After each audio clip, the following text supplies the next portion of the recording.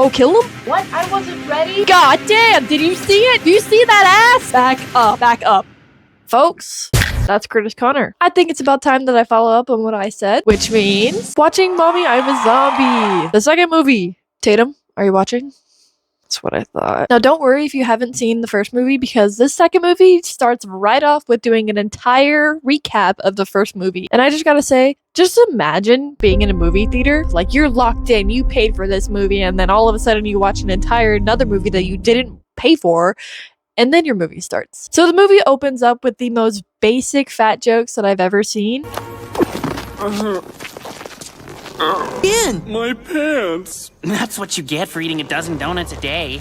I only had 8 today. Just straight out of a 2009 YouTube comment section. And if you don't remember these three knuckleheads, they're pretty much knockoff Stranger Things kids. And they are breaking into this cemetery looking for ghosts. And the entire time, their friend just can't catch a break. And this is where we see the axe-headed girl again. Yeah, so apparently death just doesn't really apply to her. Because in this universe, you die, you become a zombie, unless you die again, and then you're just a ghost. She just has that respawn glitch. Pretty much her entire thing is that she just comes back just to bully kids in a cemetery. And then we jump straight over to the exact same shot of the dad dropping off Dixie at school. And it's the same amount, same length. It's just, they are using the budget they have. But things are different now, because Dixie, after, almost dying or did die from a tree, has found a whole new life perspective. And her dad, he's still doing the same motivational speeches. Bye, Dad. Have a nice day. Without a doubt, the sky is blue and the sun is shining. This is going to be a great week. Make the best of it and have fun. Totally. Like, sir, your daughter is pretty much immortal. I don't think that we need a whole on TED Talk right now. We then get introduced to these new characters. God damn, did you see it? Do you see that ass? I'm sorry for looking, but it is literally half of the screen. Those pants are literally so tight that they are the spray-on shoes from Cloudy with a Chance of Meatball. They're handing out flyers for student council or like class president or like something like that. But either way, Dixie pretends to read it, even though you can clearly see that there are no words on this paper. And she's just like, But since she's found this whole new life perspective, just being nice, she gets a bunch of people asking to like study with her, and just like overall, like people are acknowledging her existence now, which means one thing, they want her to run for class president instead of the other girl. Because I guess she's been class president since like pre-K or something. She walks into class, and then her personal attack dogs, her bullies, return, and they're just still mad, still trying to kill her for no reason. They continue to be fake nice and whatever. They invite her to sit down next to her, and then they just start touching her. They're getting touchy-feely as if it's like a Build-A-Bear project and you have to kiss the heart on the inside. Back up. Their whole interactions in this movie are just creepy. It is a business transaction. It is not friendship. After all the weird, creepy interactions with them, we cut to Dixie getting into the car with her mom, because I guess they didn't communicate at all, and the mom is picking her up instead. And she is in the car just kind of complaining about her business. Like, she doesn't even acknowledge that her daughter got into the car until they are halfway down the road after she's been bitching out some poor dude making minimum wage. And pretty much the first thing that she chooses to say is just like, oh, I'm not surprised that you've gotten more friends now that you've decided to be nicer. God damn, Mom. Damn. Micromanage more. And then Dixie just kind of takes it, character growth. And she's like, yeah. Anyways, we make it all the way back to the house. Did you see it? I'm not gonna point it out this time. Did you see it? Did you see the badonk? They pretty much have this whole talk to where the mom is encouraging her to go into the campaign for the class president. And since it's almost Halloween, they're saying that you should throw like a Halloween party at the house, and that could be your like launching point, pretty much. Forgot to point it out, her ears are floating right here. Just don't even... budget. Okay, cool. So we've got our main thing going on. We've got the Halloween party, and then somewhere out there, the axe girl is still going on. Cool. Got it. Dixie goes and tells her bullies about the party that she wants to throw, and they're immediately like, yeah, but we can't invite the nerds. Classic high school politics. After fighting back like a little bit, Dixie gets up to go talk to them, probably to tell them that they're not invited, and she overhears them talking about the ghost that they found in the cemetery, and immediately is like, I know that bitch. But that doesn't matter, because we cut away to where Dixie is like, hey dad, actually I don't want to throw the party here. I want to throw it at mom's house. And her dad makes a really good argument. He's like, I'm creepy. This house is creepy. There's literal dead people like there. So why don't you have the party here? And she just keeps on and on, just like, After pretty much like winning the argument with her dad because he's a complete pushover, that night while she's sleeping, she like feels the presence of like a shadow in her room, and then like something weird happens. Like you remember the heart thing from the last movie? It somehow ends up on the floor, and then she wakes up screaming, and they like rush her to the hospital. And I've got to say, great parenting. Do you want to know why? And you'd figure that maybe your child is like having intense pain. You're driving to the hospital right now. Wouldn't you want her in the front seat? She's in the back with the literal dead body, and it gets on her. It touches her. Ow! Necrophilia? Necrophilia? What are you really doing with those bodies, sir? It turns out to be a appendicitis, which is like the most normal thing that happens in this film. And Dixie's like pretty upset about it because she doesn't want to like have a scar, which like respect, because your shirt is like up to here. So, but as soon as they get back home, her dad is just like, well, get back to work, sir. I don't think he knows that his daughter is like actually alive. I think he spent so much time around just like dead bodies that he's like, yeah, that's just I hired that one. Actually, that one's a robot. That one's a robot. It does whatever I want. And then just out of nowhere, her zombie friends just spawn in. And they just kind of take her outside to talk, you know? They take her to the cemetery. That's just where they like to hang out, you know? That's their meeting spot. And they're like, hey, the dark soul is back. And that's literally like all they tell her pretty much. They're just like, well, you're the savior, so you're supposed to know what's going on. She's been going to high school. What do you mean? She thought everything was like a dream. What do you mean? But she just kind of takes it like head on. She's just like, actually, yeah, it was all real. Y'all are in front of me. Yeah, actually, great. And while they're supposed to be like solving whatever the hell is going on, Dixie does bring up, she's like, hey, I don't really think I can do this because last time I was a literal zombie and now I'm a human and I could die at any point. Which is like, okay, in your logic, wouldn't you just become a zombie? Wouldn't you just become a zombie? But they do one good thing. They take my advice from the last movie and they turn the heart into a little necklace.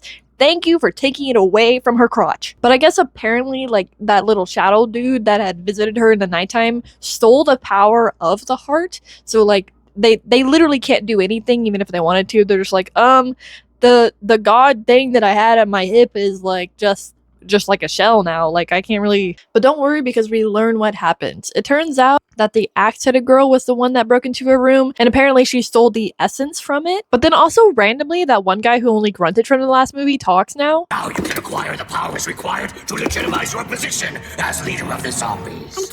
I see where the budget went. He unlocked dialogue. But because the gang doesn't really know what's going on, they go back to the hippie guy because he just Googled to them. And he pretty much confirms their suspicions. And he explains that to get the power back, you have to get like the essence of the elements from like things, like just pretty much just to like shove it all back in there. I'll let him explain. Fire, water, and air. Only the righteous balance of these four elements can recreate the primary matter that nurtures the Azov. So what do we need to be doing? Visita, Interiora, Terai, Recticandoke, and Venis, Occultum, Papita, you dig? Search within, and by rectifying, you shall find the jewel that's hidden inside you. Check this out. A stone egg? Don't focus on the outside. Zero in on the inside, man. Stone chicken. It's a gnome, you dithead. I came across this trippy little guy up north. Just more side quest junk. But of course, Dixie has a problem because, you know, she's juggling school, popularity, and just zombie missions, and finding time to sleep in between all of that. That's pretty much all the rest of the movie is like trying to decide which plot is better between popularity and the end of the world. There's also this random moment to where the zombies like really want to go to the Halloween party because they're like, dude, it's literally a costume party. They're not gonna know that I'm actually dead. Which like, I feel like everyone would because like, you probably smell like actual death. And this is like where Dixie like kind of goes off on them a little bit. She gets her backbone back. She remembers her past life and pretty much says that she doesn't want the two worlds to collide. Meanwhile, the axe-headed girl and all of her friends pretty much just like keep on kidnapping a bunch of cats. You learn later on it's because they are feeding those to the zombies, which is like, I don't really like things with pets, so I'm not really gonna go into that, but just know that that's happening in the background. The gang pretty much decides that at nighttime they are going to go look for these elements and stuff, that way it doesn't interfere with Dixie's school and everything, which like I feel like it would because you're taking up the entire night to go do this stuff. Like Like, her brain is like not fully developed, and it will never fully develop. Dixie and Gunnar kind of have this like awkward conversation where Gunnar's like, hey, I still really like you, you know? Dixie is pretty much just like, things are different now because I've got all these things going on. You know, I'm not dead. Also, I can smell again, you know? Like, my standards went up as soon as my nose started working again, dude. Israel was right. This book has volumes of useful information. Come on, Dixie, what be going on with us? I don't know what you were talking about. About us, remember? Am I not your sea dog anymore? Well, we're together now. Oh, but it's not like before. It's like I'm annoying you. I guess I'm just still surprised to see you guys and face Nebulosa again. And then there's my life as a mortal. If you only knew how complicated all this is. But do you still like me? I just need some time. That's all. But while they're kind of like messing around, like from the moonlight into the heart, it kind of reveals like this map of just like conveniently where every single element is. And one of them ends up pointing to this like lighthouse, and they just kind of assume, yeah, that's gotta be like where the air one is. I feel like my first guess would have been water because it's literally right next to water. They pretty much have like this whole long scene of them trying to get on top of it because they assume that the bird that's up there is like where the element is instead of like being inside. But you know, since from the last movie, light can kill them and it's got like one of those like light bulb things going back, so they force Dixie to do it. You ready? About to go hyperspeed. Ready? Dixie is trying to get up on top of this lighthouse. The whole time the gang is just kind of just egging her on because at the same time there's a grandma trying to get up there because she hears all the noises, and like the egg ends up like a fairy. There's a fairy inside of her, so the entire time they're trying to like go back and forth of trying to just catch the fairy because she's trying to get away, and the birds, and they ended up opening up this thing and there's a bunch of bats that go everywhere, and it's just like chaos. They almost lose the fairy, but she ends up like kind of like jumping off to catch it, and they get it, and then the fairy turns into another egg. They take it back to the hippie guy because essentially it went from egg, fairy, egg, and he said that it pretty much like morphed into like the embodiment of the element, and he's like, okay, now you've got to go find like 400 more of these. But while Dixie is leaving the cemetery, the Stranger Things kids spot her, and they have like a growing suspicion in the background that like something's going on with her and like the ghost. We see like this whole scene of the axe-headed girl trying to like get more zombies to come back on their crew because she's like, oh my god, things are different now. There's a lot going on. We have cats for you to eat and all that, and I'm just trying to keep up. Like, we're on 4 different timelines right now. I pretty much learned that all the elements are hidden, and each one is like tied to nature in some kind of way. The zombies just keep on pushing the zombies just keep on the zombies just keep on pushing Dixie to be like, hey, can you focus on what we're trying to do here? Like, genuinely, we're trying to save the world. And Dixie's like, but like, I have this campaign to do and everything, dude. There's not going to be a campaign if there's no world. Because like at the end of the day, I guess she's dealing with fake friends at school, trying to stay popular, hidden literal zombies, and saving both worlds, and then also smelling everybody around her. Dude, did I even watch the end of this movie? I don't remember this shit. Oh, hell no! Hell no! They pretty much spend majority of the movie trying to get the rest of these elements and stuff because, you know, it's like the main mission. They need to, you know, save the world, get the magic back together because what the heck, man? What the heck? I care less about you, crackpot. Chicken! You rotten hatchet head! What are these insults? Dixie and them kind of hit a point to where they've been doing all of the finding of the elements like all night so much that Dixie's mom notices that she's like tired. I just cannot focus because circular badonk. Goddamn. Dixie's mom does actually bring up a good point. She pretty much says that Dixie needs to pick and choose between like being popular and having friends. Because she's pretty much saying like the popularity isn't worth it. She should take the advice because that is honestly what's holding her back from literally like saving the world right now. Because my girl is literally so tired she can't get up the stairs and just like you're gonna die again, girl. And like just look at this shit. Look at this shit of what freaking Gunnar does. It's like so unacceptable. Like, broski, she's in her room, she's getting ready, she's like, you know what, I'm finally gonna fucking sleep. And then he literally jumps out and just like kisses her. She said from the beginning that she is not okay with this anymore. She can smell. She literally spits out and just goes, she's like, pet, pet, pet, pet, pet. Like, my guy, can you get a grip? Get a grip. This part is kind of silly because the axe-headed girl is like trying to get Gunnar to come onto their side to be evil. So she's pretty much like, I bet she's already got another man. And that's why she doesn't like you. It's like, dude, how have you been alive this long and you're not like taking a hint? It's just like a whole bunch of like side stuff that doesn't have a point or even matter, but it like tries to make it seem as if it is so much bigger than it actually is. But what is big is that Gunnar ends up getting kidnapped or like that by the Stranger Things kids, which is, you know, not good because we don't want the worlds to mix together. But one of the Stranger Things kids, that one ends up getting bit by Gunner, which is like not good. You know, like every classical movie ever, you don't get bit by a zombie. Since they freaking captured Gunner, they're pretty much just like, oh, everybody come over here so we can show you the zombie that we got. And Dixie's like, yeah, I'm gonna do that because that's probably my friend. And while they're like doing that, I guess they figured out that he had escaped and stuff, but it's because Dixie had hugged that other guy, and that like put in his head like, yeah, she is seeing someone different. She is. You know, just like complete like just talk to each other, just fucking talk to each other. Pretty much the two girls are over like Gunner even trying to help them, and at this point they're like, you know what, he's a lost cause. And they have this entire moment to where they're like mispronouncing his name. I don't know if his name is Gunner or if it is Goner. It's just like, did you read the script before saying the script? Because like, dog, like, bruh.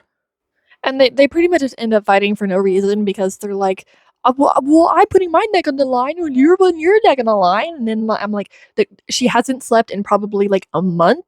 They're literally arguing over nothing.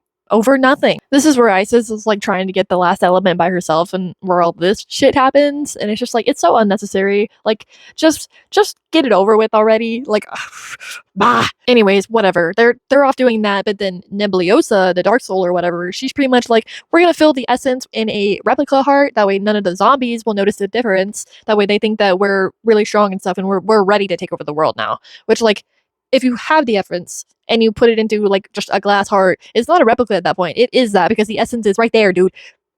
You do have all the power. You do. You literally stole it. She pretty much gives this giant monologue that like means nothing, just being like, thanks guys for coming back. Oh, we're gonna try again to take over the world. Third time's the charm, I'm sure. At some point, I guess Dixie had like fallen in the water while trying to get the nymph spirit or whatever, and the heart comes out and they get scared away by it because I guess like that small little power that's still left in it, like, it's just enough for them to be scared. Okay, it is here that we have another monologue pretty much saying that she wants everyone in Boneville to turn into a zombie, and then like, I guess she's got a rule over them and she wants it to spread to the entire world, which like, yeah, I guess pop off queen, but like, so like, you want everyone to be dead, you want the zombies to be more zombies, but then what's going on with the skeletons? Are they zombies or is it all different? Like, nah. Dixie in this moment literally takes credit for finding the last element, even though we have the assumption that Isis had like died for it because maybe she fell in the water or something, which is like, fuck ass move, dude. You taking credit for your friend's death? You did not find that shit. But they got all the elements. They're trying to put the heart back together and everything. And then while she's sad, she like has like a tear go on this one. And she's like, I was so ungrateful. And then it does all that shit. And I guess it's just working, you know? It's just like, you know what? You just needed to learn a little bit about how to not be a complete bitch, and we'll give you your magic back. Maybe that's what it was. She needed to go back to being rude, and then the magic will just work. The Stranger Things kids jump on their bicycles and try to defend from the zombies with water guns, which is like pretty smart, you know? Like, how did you learn that trick? How did you learn the trick that water works with them? Like, they literally explode whenever they explode from the water. Like, they're not zombies, they're literally skeletons. Don't you know that our bones are wet? None of this matters. They have a full-on attack on the Ferris wheel and like where everyone's just at, and this is where you see that one kid that got bit by a zombie is a zombie now, and like they're like having their whole moment, and they're just like, what happened to you? It's like, dude, like, he died. Look at him, he's fucking dead. Like, how are they gonna wrap this back around? Oh, kill him? They're gonna kill him? Dixie comes riding off on the motorcycle from the other guy, and she's like, the power of the Ace-Off! Look, I have it! And all the zombies are like, who actually has it, you know? And this causes the whole, like, confliction between all the zombies. They're like, you know what? Actually, we don't want to work for you because the good guy actually does have it. And there's this whole moment where they're not believing her because, like, she's, like, not a zombie. So they have this, like, moment, and the villain is literally like, who are you? And she turns into a zombie. She turns into a zombie. She's like, this is my true self. The true self is dead. I knew it. You fucking died. So this like causes conflict because, you know, like the real zombie that has the Ace-Off is the one that's in control. So all the other zombies just kind of listen to her, and they're like, oh yeah, you know, that makes sense. That makes a lot of sense. But we learn that she's pretty much half mortal, half zombie, and she has this whole speech going on of like, the worlds don't need to destroy each other. We don't need to do any of this because, you know, we want peace, love, and prosperity. Then the grandma sees her cat that she lost, and she's like, you know what? Maybe we can all get along. They have this whole scene of them like doing whatever the hell that is, and just like they're trying to fight. Does not end up winning it. She gets like flinged back and shit. But since she destroyed the person with the true Ace-Off, all the zombies are like, man, fuck you, dude. Towering on top of the bad guy, like, I guess smushing her or something, trying to kill her. And like, they're just like, Dixie, are you alive? I mean, not really. She's kind of both. And then she wakes up in the hospital.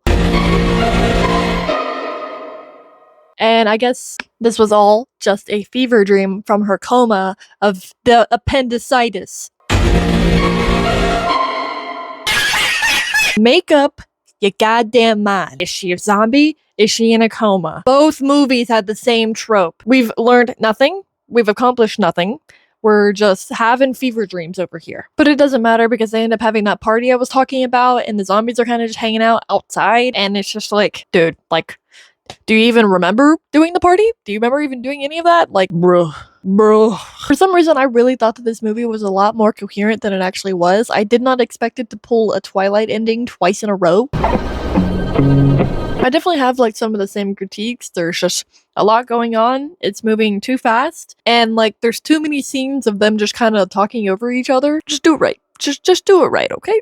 Can you just do it right? Like, I want to know what happened to the friend who turned into a zombie. I want to know how all that storyline fucking goes. But no, it was all just a dream. They're not actually real. Or maybe. Anyways, I mean, like, I guess it could have been worse. I definitely remembered it a lot differently whenever I had watched it as a child. As a prepubescent child. I want to know what y'all think, because goddamn, that ass. Anyways, thanks for listening to me yap. I'll yap later in the week, probably. I guess. I don't know. I don't know what else to say. What do you want from me? Huh? What do you want from me?